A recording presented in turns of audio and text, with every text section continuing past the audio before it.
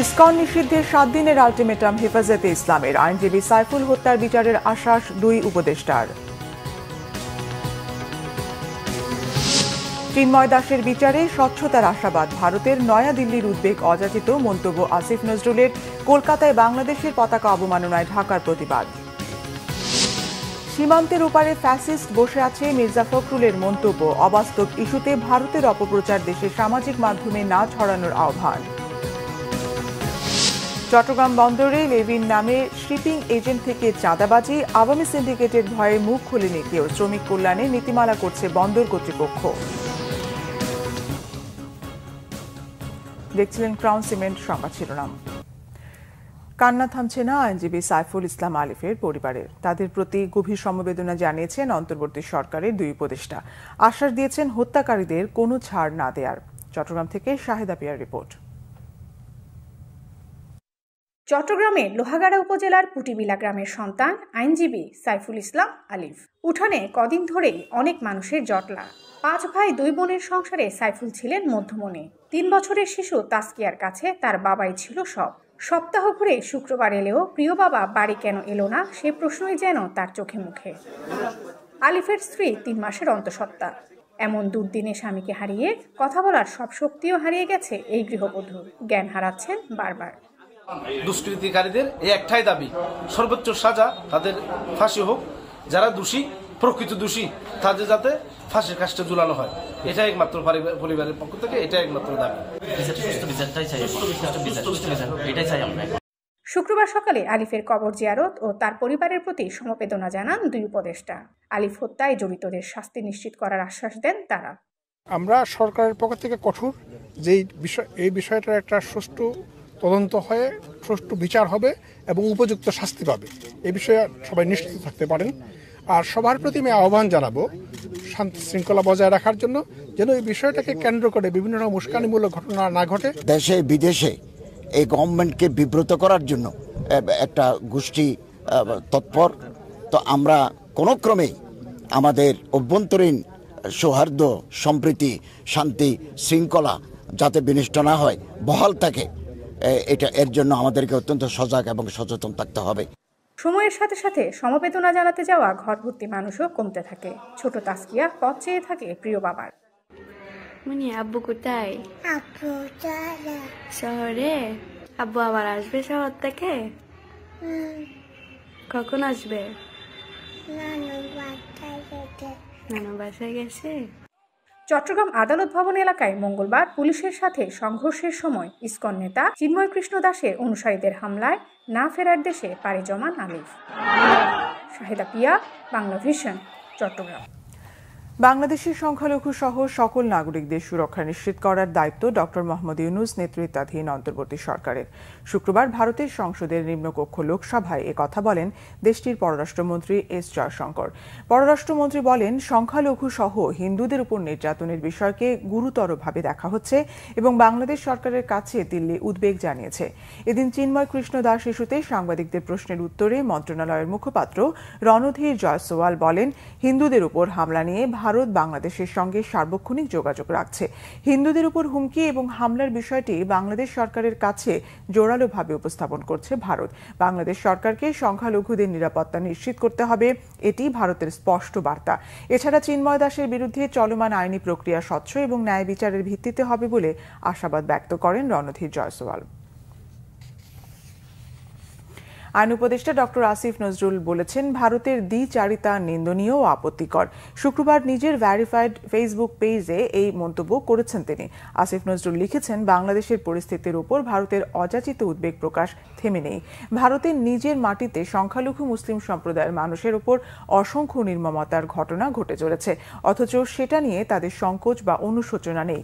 ভারতের এই দ্বিচারিতা নিন্দনীয় ও আপত্তিকর। ভয়েস অব আমেরিকার উদ্ধৃতি দিয়ে তিনি লিখেছেন, বাংলাদেশের অধিকাংশ মানুষ 64.1% মনে করছেন অন্তর্বর্তী সরকার দেশের সংখ্যালঘু জনগোষ্ঠীকে বিগত আওয়ামী লীগ সরকারের চেয়ে বেশি নিরাপত্তা দিতে পারছে।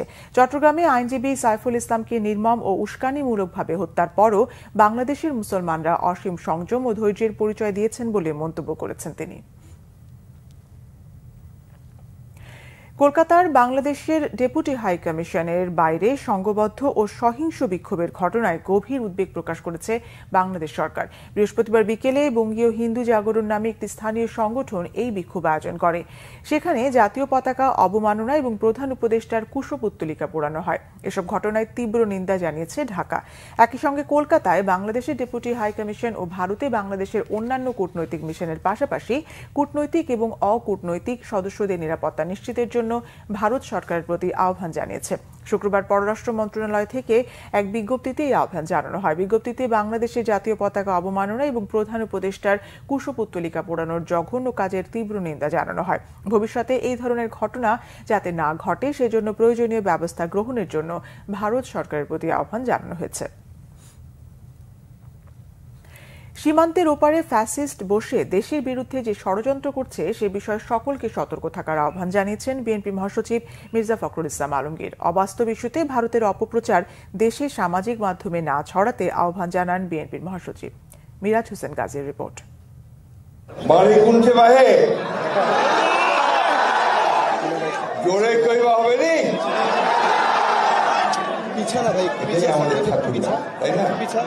ঢাকাস্থ ঠাকুরগাঁও ছাত্র পরিষদের এই কনভেনশনে নিজ জন্মস্থানের এত মানুষ একত্রিত হওয়া দেখে শৈশবে ফিরে যান জাতীয় রাজনীতির পরিচ্ছন্ন নেতা হিসেবে পরিচিত মির্জা ফখরুল ইসলাম আলমগীর। আমাকে যখন ঠাকুরগাঁয়ের কথা বলে, যে ঠাকুরগাঁও সমিতি বা ঠাকুরগাঁয়ের কোনো সংগঠন, আমি এদের একটু বকা দিই, এই আনোয়ারদেরকে, আমার কামালদেরকে, যে তোরা আমাকে ঠাকুরগাঁও করিস না। কারণ আমি আমার ছাত্র জীবনেও আমি দিনাজপুর সমিতি করিনি, জানে কচি ভাই। কারণ আমি তখনও যে রাজনীতির চিন্তা ছিল মাথার মধ্যে, সেই চিন্তাটা ছিল সামগ্রিক ছিল। এখন মনে হচ্ছে যে আমার খুঁটিটা তো দরকার, আমার বেসটা তো দরকার, আমার তো ভিত্তিটা দরকার। সেই ভিত্তি হচ্ছে আমার ঠাকুরগাঁও। যে কারণে আমার কর্মজীবনে আমি বারবার ঠাকুরগাঁয়ে ফিরে গেছি। আমি আসলে আজকে এখানে নস্টালজিয়ায় আক্রান্ত হয়েছি। নিজ জেলার শিক্ষার্থীদের সাথে এই আয়োজনে উপস্থিত অনেকেই তার সহপাঠী, বন্ধু কিংবা খেলার সাথী। তাদের কেউ কেউ ঠাকুরগাঁও বিমানবন্দর চালুর উদ্যোগ নেয়ার দাবি জানিয়েছিলেন বক্তব্যে। মির্জা ফখরুল ইসলাম আলমগীর বলেন, সাধারণ মানুষের উপকারে আসবে এমন উন্নয়নে মনোযোগী হতে হবে আগে। এখন আমার একটা প্রশ্নের উত্তর দেবে, এই বিমানবন্দরে কচি ভাই ছাড়া কে উঠতে পারবে? আমার সলিমুদ্দিন ভাই বিমানবন্দরে উঠতে পারবে না। না, এটা বাস্তবতা। আমি স্টুডেন্ট অফ ইকোনমিক্স। আমি এই কারণে বলি যে যেটা প্রাধান্য দেওয়া দরকার সেইটাকে প্রাধান্য দেবেন। আপনার ট্রেন চালু হয়েছে, এই ট্রেনটাকে আরো ভালো করতে হবে। এই ট্রেনকে আপনার 2-3টে করে ট্রেন চালু করতে হবে। আপনার বাস সার্ভিসটা ভালো করতে হবে। বিমানবন্দর যদি সুযোগ হয়, ভায়াবিলিটি থাকে, তাহলে বিমানবন্দর হবে। আমরা চালু করেছিলাম ইনশাআল্লাহ। জাতীয় ও আন্তর্জাতিক রাজনীতির ইস্যুতেও কথা বলেন বিএনপির মহাসচিব। অভ্যুত্থানের পর সাম্প্রতিক নতুন করে যে অস্থিরতা দেশে তৈরি হয়েছে তা স্বাভাবিক নয় বলে মন্তব্য করেন তিনি। সীমান্তের ওই পারে ফ্যাসিস্ট বসে আছে, তাই না? সীমান্তের ওপারে বসে আছে, ওখান থেকে নতুন নতুন চক্রান্ত ষড়যন্ত্র করা হচ্ছে। প্রতি মুহূর্তে তারা এক একটা ঘটনা ঘটিয়ে সেটাকে ফেনাপ করে পৃথিবীতে বিশ্বে দেখাতে চায় যে বাংলাদেশ নাকি মৌলবাদীদের দেশ হয়ে গেছে, বাংলাদেশে নাকি এখানে সমস্ত সংখ্যালঘু ভাইদেরকে নির্যাতন করা হচ্ছে। এটা করছে না? কি হচ্ছে? করা হচ্ছে। ভারতের পত্র পত্রিকাগুলো থেকে আমাদের সোশ্যাল মিডিয়াতে এমনভাবে রাখা হচ্ছে যেন বাংলাদেশে এখন এই ধরনের সমস্ত নিকৃষ্ট ঘটনা ঘটছে। ঘটনা তো তা না। তাহলে কারা এটা করছে, কেন করছে? আমি কথা এই জন্য বলছি যে এই আনন্দে আমাদের থাকার কোনো অবকাশ নাই যে আমরা জিতে গেছি, সব হয়ে গেছে। আমাদের মাথার উপরে সে খড়গ এখন আছে এবং চতুর্দিকে কিন্তু তারা চেষ্টা করছে আবার অন্ধকারে নিয়ে যাওয়ার। এই জন্য খুব সজাগ থাকতে হবে, সতর্ক থাকতে হবে। কোনো রকম হঠকারিতা, কোনো রকম বিশৃঙ্খলা যেন কেউ করতে না পারে, সৃষ্টি না করতে পারে, সেটাকে রুখে দিতে হবে। এটা হচ্ছে কিন্তু বড় কাজ একটা। দেশের ভিতরে বাইরে থেকে যে কোনো ষড়যন্ত্র রুখে দিতে ছাত্র নাগরিকদের সবসময় ঐক্যবদ্ধ থাকার আহ্বান জানান বিএনপির মহাসচিব মির্জা ফখরুল ইসলাম আলমগীর। এবার আন্দোলনে ছাত্রদের নামটাই সবার আগে এসছে, তাই না? মিরাজ হোসেন গাজী, বাংলা ভিশন, ঢাকা। চট্টগ্রাম বন্দরে লেভির নামে শিপিং এজেন্ট থেকে বছরে চাঁদাবাজি হয় 23 কোটি টাকা। বন্দরে পণ্য ওঠানামার এই বাড়তি ব্যয় নাগরিকদের কাছ থেকে আদায় করেন ব্যবসায়ীরা। শ্রমিক কল্যাণের নামে 2013 সালে এই চাঁদাবাজির বৈধতা দেয়া হলেও আওয়ামী সিন্ডিকেটের ভয়ে এতদিন মুখ খুলেনি কেউ। সিন্ডিকেট ভেঙে লেভির নামে চাঁদাবাজি বন্ধে ব্যবসায়ীদের দাবির প্রেক্ষিতে শ্রমিক কল্যাণ নীতিমালা সংস্কারের উদ্যোগ নিচ্ছে বন্দর কর্তৃপক্ষ। চট্টগ্রাম থেকে নাসির উদ্দিনের তথ্য ও ছবিতে রিপোর্ট। 2007 সালের আগে ডক ব্যবস্থাপনা বোর্ডের মাধ্যমে শ্রমিকদের কাছে জিম্মি ছিল চট্টগ্রাম বন্দর। অহেতুক ধর্মঘট ডাকত রাজনৈতিক মদতপুষ্ট শ্রমিকরা। শ্রমিকদের আস্ফালনে ক্রমাগত অচল হয়ে পড়ত বন্দর। এই অবস্থায় 111-এর পর ডক শ্রমিক ব্যবস্থাপনা বোর্ড বিলুপ্ত করা হলে বার্থ অপারেটর নিজস্ব শ্রমিক দিয়ে কাজ শুরু করে। পরবর্তীতে আবার শ্রমিক কল্যাণের নামে লেভি কাটা শুরু করে কর্তৃপক্ষ। শিপিং এজেন্ট আমদানিকারকদের বিরোধিতাও শোনেনি তারা। কার্গো জাহাজে আসা প্রতি টন পণ্যে লেভির নামে 1 টাকা 75 পয়সা এবং প্রতি TEUS কন্টেইনারে 5 টাকা চাঁদাবাজি চলছে হরদম। এভাবে 2023-24 অর্থবছরে 12,32,42,748 টন পণ্য হ্যান্ডলিংয়ে চাঁদাবাজি হয় 21,56,75,000 টাকা। 31,68,690 TEUS কন্টেইনারে চাঁদাবাজি হয় 1,58,43,000 টাকা। সব মিলিয়ে বছরে লেভির নামে শুধু শিপিং এজেন্ট থেকে চাঁদাবাজি হয় 23,15,18,000 টাকা। বন্দর দীর্ঘদিন আওয়ামী সিন্ডিকেটের নিয়ন্ত্রণে থাকায় ব্যবসায়ীরা এতদিন মুখ খোলেননি। এখানে যে যার পারতেছে টাকা নিচ্ছে, ব্যবসায়ীদের কোনো রকম বলার কিছু নাই। আলটিমেটলি কিন্তু এই টাকাটা দিচ্ছেন আপনারা জনগণ, কারণ দ্রব্যমূল্যের উপর বাড়তেছে। আমি তো ব্যবসায়ী, আমার কস্টিংটা ইম্পোর্ট কস্ট বাড়লে আপনার এটা আমরা বিক্রিতে বাড়াবো, জনগণ দিবে। সুতরাং চাঁদাবাজি সবখানেই বন্ধ হয়ে যেতে হবে। লেভি আদায় বন্ধ করে আগের দেয়া লেভি সবার স্বার্থে ব্যবহারের দাবি ব্যবসায়ীদের। এটাকে ঢেলে সাজাতে হবে, নট অনলি জেটির ভিতরে বাইরেও প্রতিযোগিতার বন্দোবস্ত রাখতে হবে, যোগ্য লোকদেরকে সুযোগ দিতে হবে, ওপেন টেন্ডারের মাধ্যমে হতে হবে, যারাই আসবে তাদেরকে রাখতে হবে, লিমিটেড করা যাবে না, মনোপলি করা যাবে না। তাইলে হবে কি আপনার ব্যবসা বন্ধও হবে, প্রতিযোগিতা হবে, তখন আপনার রেট অনেক কমে যাবে। ব্যবসায়ীদের দাবির পরিপ্রেক্ষিতে শ্রমিক কল্যাণ তহবিল নীতিমালা 2013 সংস্কার করে হালনাগাদ করার কথা বললেন বন্দর চেয়ারম্যান। চট্টগ্রাম বন্দরে কর্মরত এই তালিকাভুক্ত কন্টেইনার, কার্গো ও শিপ হ্যান্ডলিং শ্রমিক ও কর্মচারী কল্যাণ তহবিল পরিচালনার জন্য কল্যাণ তহবিল নীতিমালা 2013 রিভিউ করে সংস্কার হালনাগাদ করার উদ্যোগ গ্রহণ করা হয়েছে। বন্দরকে সিন্ডিকেট ও দুর্নীতিমুক্ত করতে সব কাজে স্বচ্ছতা ও জবাবদিহিতা নিশ্চিতের তাগিদ সংশ্লিষ্টদের। Bangla vision news desk.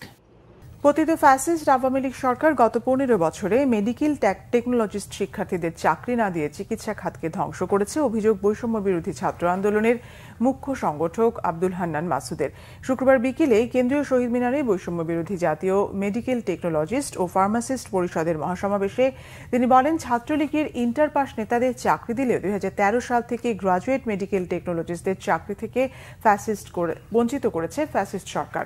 6 দফা দাবিতে আয়োজিত এই সমাবেশে যোগ দেন সারা দেশ থেকে আসা প্রায় 23টি সরকারি IHT শিক্ষার্থী ও পেশাজীবীরা। এ সময় শিক্ষার্থীরা বলেন, দীর্ঘদিন ধরে তারা নানা বৈষম্যের শিকার। আর পেশাজীবীরা অভিযোগ করেন, 14 বছর নিয়োগ প্রক্রিয়া বন্ধ থাকায় টেকনোলজিস্টদের একটি বড় অংশের সরকারি চাকরিতে আবেদন বয়সসীমা পার হয়ে গেছে। তাদের দাবি মেনে নেওয়ার আহ্বান জানান বৈষম্য বিরোধী ছাত্র আন্দোলনের নেতারা।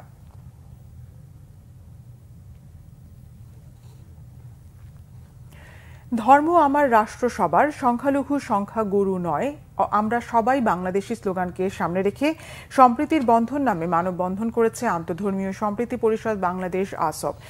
শুক্রবার বিকেলে কেন্দ্রীয় শহীদ মিনারে এই মানববন্ধন করে সংগঠনটি। এ সময় বিএনপি চেয়ারপারসনের উপদেষ্টা ডক্টর সুকমল বড়ুয়া বলেন, বাংলাদেশের উপর বহির্বিশ্বের ষড়যন্ত্র চলছে। অশুভ শক্তি ধর্মীয় সহিংসতা সৃষ্টি করে দেশে বিশৃঙ্খলা সৃষ্টি করার অপচেষ্টা করছে মন্তব্য করে এগুলোকে পতিত আওয়ামী লীগ সরকারের অপপ্রয়াস বলেও জানান তিনি। এ সময় দ্রুত সময়ে নির্বাচন দেওয়ার আহ্বান আহ্বান জানান সুকোমল বড়ুয়া। মানববন্ধনে প্রধান বক্তা ছিলেন ঢাকা বিশ্ববিদ্যালয়ের অধ্যাপক ডক্টর জামালুন্নেসা। এ সময় নতুন বাংলাদেশকে এগিয়ে নিতে সবাইকে যার যার অবস্থান থেকে সহযোগিতা করার আহ্বান জানান তিনি। মানববন্ধনে সভাপতিত্ব করেন যশোর বিজ্ঞান ও প্রযুক্তি বিশ্ববিদ্যালয়ের ভাইস চ্যান্সেলর অধ্যাপক ডক্টর এম এ মজিদ। রাজধানীতে শুরু হয়েছে 2 দিনের রিকশা ফেস্টিভ্যাল। তেজগাঁও লিংক রোডের আলোকি কনভেনশন সেন্টারে শুরু হয়েছে আয়োজন। প্রতিদিন সকাল 10টা থেকে রাত 10টা পর্যন্ত চলবে এই প্রদর্শনী। উৎসবের মূল আকর্ষণ হিসেবে থাকছে জনপ্রিয় কিছু চলচ্চিত্র প্রদর্শনী। প্রথম দিন শুক্রবার বিকেলে প্রদর্শিত হয় জনপ্রিয় চলচ্চিত্র মনপুরা। এরপরে চলচ্চিত্র পরিচালক গিয়াসউদ্দিন সেলিমের সাথে আলোচনা সভার আয়োজন করা হয়। ছিল জলের গানের একক সঙ্গীতানুষ্ঠান। দ্বিতীয় দিন শনিবার বিকেলে প্রদর্শিত হবে দর্শকপ্রিয় চলচ্চিত্র দারুচিনিতে। ইন্দালোর একক সঙ্গীতানুষ্ঠানের মাধ্যমে পর্দা নামবে এই জমকালো উৎসবের। রিক্সা কানেক্টস আয়োজিত 2 দিনের এই মেলায় আরও থাকছে নানা আকর্ষণীয় আয়োজন। বাউল গান ও অন্যান্য সাংস্কৃতিক পরিবেশনা দর্শকদের মুগ্ধ করবে। গ্লাস হাউসে চলবে রিক্সা শিল্প ও সাংস্কৃতিক প্রদর্শনী। এছাড়া জমজমাট মেলায় থাকছে ব্র্যান্ড স্টল, সমৃদ্ধ নানা পণ্য। প্রতিভা ফাউন্ডেশনের উদ্যোগে রিক্সা পেইন্টিং কর্মশালা এবং ক্লে স্টেশনের পরিচালনায় টেরাকোটা ওয়ার্কশপ এই উৎসবে যোগ করবে সৃজনশীলতার নতুন মাত্রা। জামালপুরে 100 কোটি টাকা ব্যয়ে পাম্প, ওভারহেড ট্যাঙ্ক সহ গভীর নলকূপ স্থাপন করলেও ব্যবহারে নানা সমস্যায় পড়েছে সুবিধাভোগীরা। অভিযোগ উঠেছে সঠিক পরিকল্পনা না করে নলকূপ স্থাপন করায় পানিতে রয়েছে আয়রন ও দুর্গন্ধ। এতে ব্যবহারে অনুপযোগী হয়েছে মেলান্দহ, মাদারগঞ্জ, সরিষাবাড়ি সহ বেশ কয়েকটি জায়গার নলকূপ। জামালপুর প্রতিনিধি জুলফিকার মোহাম্মদ জাহিদের পাঠানো তথ্য ও ছবিতে ডেস্ক রিপোর্ট। গ্রামীণ পানি সরবরাহ, স্যানিটেশন এবং স্বাস্থ্যবিধি প্রকল্পের আওতায় সাবমার্সিবল পাম্প, ওভারহেড ট্যাঙ্ক সহ গভীর নলকূপ স্থাপনের উদ্যোগ নেওয়া হয় জামালপুরে। 138 কোটি 86 লাখ টাকা ব্যয়ে প্রকল্পটি বাস্তবায়নে জনস্বাস্থ্য প্রকৌশলী বিভাগকে দায়িত্ব দেয় সরকার। কোনো উপজেলায় শেষ হয়েছে প্রকল্পের কাজ, তবে অতিরিক্ত আয়রন ও দুর্গন্ধ থাকায় ব্যবহারে অনুপযোগী হয়েছে নলকূপগুলো। সরকার থেকে আমাদেরকে একটা প্রকল্প দিছে, ঠিক আছে, কিন্তু প্রকল্পের পানির মধ্যে অত্যন্ত আয়রন। তো আমাদের পানিতে আগেরই আয়রন, তাহলে তো আমরা এই প্রকল্প নিয়ে তো আমাদের কোনো লাভ হলো না। পানিটা কোনো খাওয়ার কাজে ব্যবহার করা যায় না, বিভিন্ন অন্যান্য কাজে ব্যবহার করা হয়। গন্ধ, ঘোলা পানি, এই পানির মানে স্বচ্ছ পানি না। যেখানে টিউবওয়েল যাবে সেখানে প্ল্যাটফর্ম করে দেওয়া হবে, কিন্তু এখন দেখছি যে কাজ চলে গেছে, প্ল্যাটফর্ম করে দেয় নাই। পানি সংরক্ষণের জন্য প্ল্যাটফর্ম নির্মাণের কথা থাকলেও নেই অধিকাংশের বাড়িতে। এতে অস্বাস্থ্যকর পরিবেশে পানি সংগ্রহ করছে কেউ কেউ। আয়রন পানি ব্যবহার করতাম, আয়রন পানি মনে করেন কত সমস্যা, হাত পা ফাটে যাইতো, খাওয়া দাওয়া সমস্যা হয়ে যেত। এমনকি মনে করেন ওই থেকে মুক্ত হয়েছি। আর আগে ওখানে টিউবওয়েল আসিল, আয়রন আসিল, আয়রনের তো মুক্ত পাইছি। আমি পাক শাক করে খাই, কোনো ঝামেলা হয় না, কাপড় চোপড় কোনো ঝামেলা হয় না। খুবই সুবিধা হয়েছে ইনশাল্লাহ। আমরা সরকারের কাছে দাবি করি পানি আরো একটু সুন্দর, আমরা 40 ঘরের মধ্যে পানি একটু সুন্দর পাই। পানির নমুনা সংগ্রহ করে সমস্যাগুলো চিহ্নিত করার মাধ্যমে ব্যবস্থা গ্রহণের কথা জানিয়েছে জনস্বাস্থ্য প্রকৌশলী অধিদপ্তর। কিছু টিউবওয়েলে আমাদের কাছে অভিযোগ আসছে যে আয়রন অত্যাধিক পরিমাণ পাওয়া যাচ্ছে। তো ওই জিনিসগুলোকে আমরা অ্যাড্রেস করছি এবং আমরা ঊর্ধ্বতন কর্তৃপক্ষকে জানাইছি এবং আমরা এই বিষয়গুলো এখানে একটা ট্রিটমেন্ট প্ল্যান, ছোট মিনি আকারে একটা পানি শোধনাগার স্থাপন করব, যাতে ওই যে প্রান্তিক জনগোষ্ঠীর জন্য আমরা যে গভর্নমেন্টের যে পানি সরবরাহ ব্যবস্থার যে সুফলটা যাতে তারা পুরোপুরি পায়। সমস্যা সমাধানে উদ্যোগ নেয়ার দাবি স্থানীয়দের। Bangla vision news desk.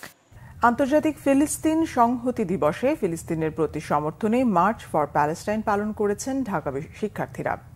শুক্রবার বিকেলে বিশ্ববিদ্যালয়ের সন্ত্রাস বিরোধী রাজু ভাস্কর্যের পাদদেশে এই কর্মসূচির আয়োজন করা হয়। র্যালিটি রাজু ভাস্কর্যের পাদদেশ থেকে শুরু হয়ে ভিসি চত্বর, ফুলার রোড দিয়ে শহীদ মিনারে গিয়ে শেষ হয়। এ সময় শিক্ষার্থীরা বিশাল পতাকা নিয়ে র্যালির আয়োজন করে। মার্চ ফর প্যালেস্টাইনের আজকের পতাকাটি বাংলাদেশের ইতিহাসে ফিলিস্তিনের পক্ষে সবচেয়ে বড় পতাকা বলে জানান শিক্ষার্থীরা। র্যালিটি থেকে ইসরায়েল বিরোধী নানা স্লোগান দেয়া হয়। এ সময় বিশ্বের প্রভাবশালী রাষ্ট্রগুলো ইসরায়েলের বিরুদ্ধে কোনো দৃশ্যমান পদক্ষেপ নিচ্ছে না বলে অভিযোগ করেন শিক্ষার্থীরা। কর্মসূচিতে কয়েক শত শিক্ষার্থী অংশগ্রহণ করেন।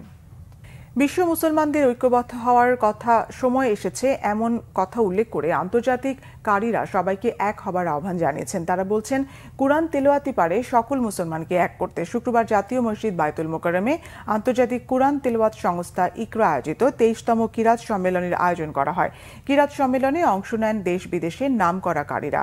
তারা বিশুদ্ধ কুরআন তেলাওয়াতের দিকে জোর দেন, সেই সঙ্গে মুসলিম বিশ্বকে এক হবার পথ নির্দেশিকা দেন। কারী সম্মেলনে উপস্থিত হন মিশরের পোর্ট সাইদ আন্তর্জাতিক কুরআন প্রতিযোগিতার প্রেসিডেন্ট আদিল মোহাম্মদ মুসাইলিহি ইসমাইল, মিশরের শাইখ ইয়াসির শারকাউজ সহ ইরান দূতাবাসের first secretary Javad Askari.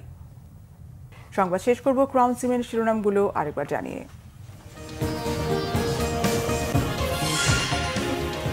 ISKCON নিষিদ্ধে 7 দিনের আলটিমেটাম হেফাজতে ইসলামের। আইনজীবী সাইফুল হত্যার বিচারের আশ্বাস 2 উপদেষ্টার। চিন্ময় দাসের বিচারে স্বচ্ছতার আশাবাদ ভারতের। নয়াদিল্লির উদ্বেগ অযাচিত মন্তব্য আসিফ নজরুলের। কলকাতায় বাংলাদেশের পতাকা অবমাননায় ঢাকার প্রতিবাদ। সীমান্তের ওপারে ফ্যাসিস্ট বসে আছে, মির্জা ফখরুলের মন্তব্য। অবাস্তব ইস্যুতে ভারতের অপপ্রচার, দেশে সামাজিক মাধ্যমে না ছড়ানোর আহ্বান। চট্টগ্রাম বন্দরে লেভির নামে শিপিং এজেন্ট থেকে চাঁদাবাজি, আওয়ামী সিন্ডিকেটের ভয়ে মুখ খোলেনি কেউ। শ্রমিক কল্যাণে নীতিমালা করছে বন্দর কর্তৃপক্ষ। এই ছিল এখনকার মতো। পরের সংবাদ সকাল 10টায়। এর আগে 9টায় রয়েছে নিউজ টপ 10 দেখার আমন্ত্রণ রইল। এছাড়া বাংলাভিশন সংবাদ ও সংবাদ সংশ্লিষ্ট অনুষ্ঠান দেখতে ভিজিট করুন www.bvnews24.com ও facebook.com/banglavisionnews-এ এবং সাবস্ক্রাইব করুন youtube.com/banglavisionnews। ধন্যবাদ।